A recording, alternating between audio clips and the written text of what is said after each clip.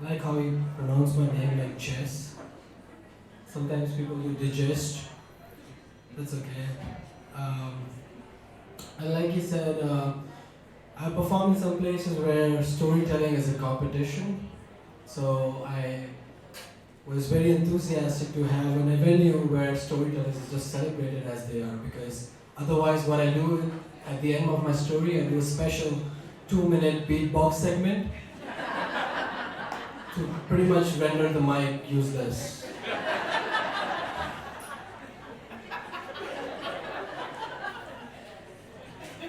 I was born on 13th September 1988 at 5:33 a.m. That was the only day I woke up so early.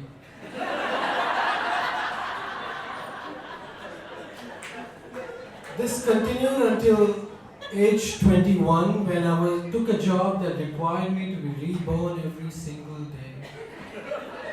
My work shift started at 6 a.m. This was in India where I worked as a customer care executive. It's a fancy term. As a customer care executive for a bank that was based in Hong Kong. Now 6 a.m. in India is 9 a.m. in Hong Kong. Their business hours. And we had to match their office timings whether we liked it or not. Before I get further into the story, I'll briefly explain what this whole work situation is about. See, India is a hub for something called outsourcing.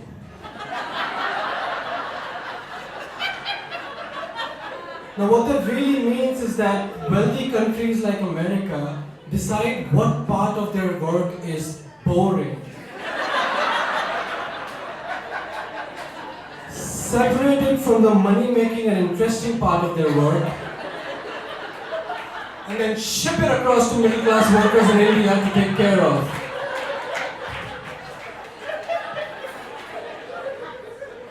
You close the $1 million loan deal. We do the documentation. You sell the defective iPhone. We tell the customer, now there is no need to use profanity on the phone, sir.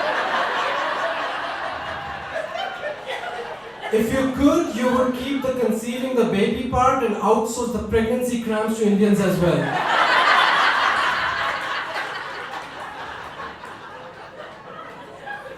So that's outsourcing.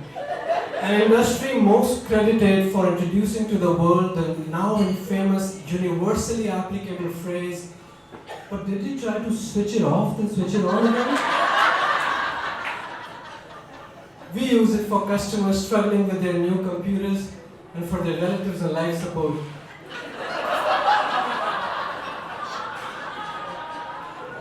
So that's the industry I started in, and I was assigned a branch in Hong Kong.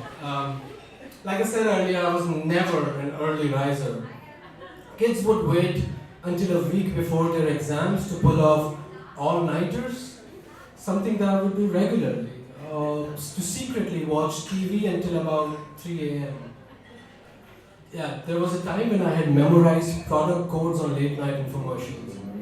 And I can tell you this, there is not a single first world problem that they haven't made a product for. Including a golf club that's actually a hollow pipe so you can relieve yourself without having to leave the golf course. Look it up.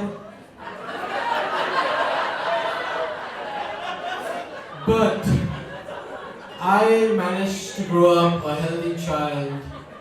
My daily afternoon naps of 8 hours kept me well balanced and well slept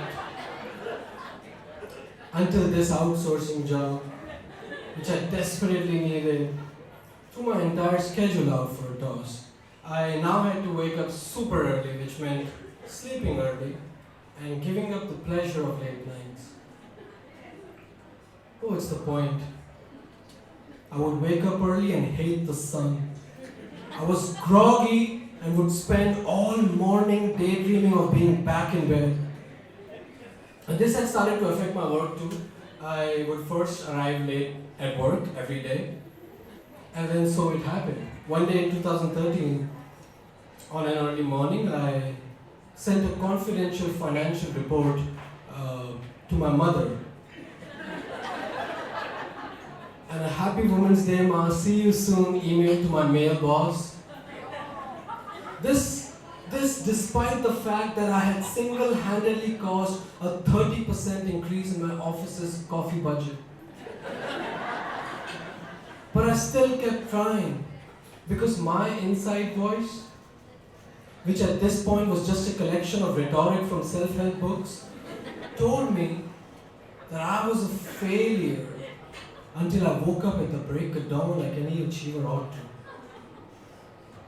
I was full with envy of all these early birds out to catch my proverbial worms.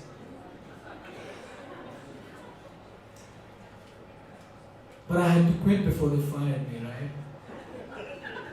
I needed a career that would allow me my natural rhythm of staying up late. So I took the one profession that people do when they want to take the sting away from transitioning from a white-collar job to a future in a blue-collar job. I became a freelance writer.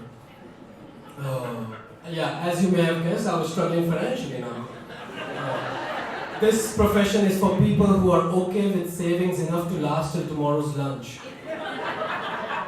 And by lunch, I mean a bag of chips. But, however, I discovered that I was actually productive later during the day. I was writing, I was creating. This led me to question myself, could it be that I wasn't the problem? Could it be that society's definition of success wasn't diverse enough to accommodate people like me who just happen to have a different internal rhythm?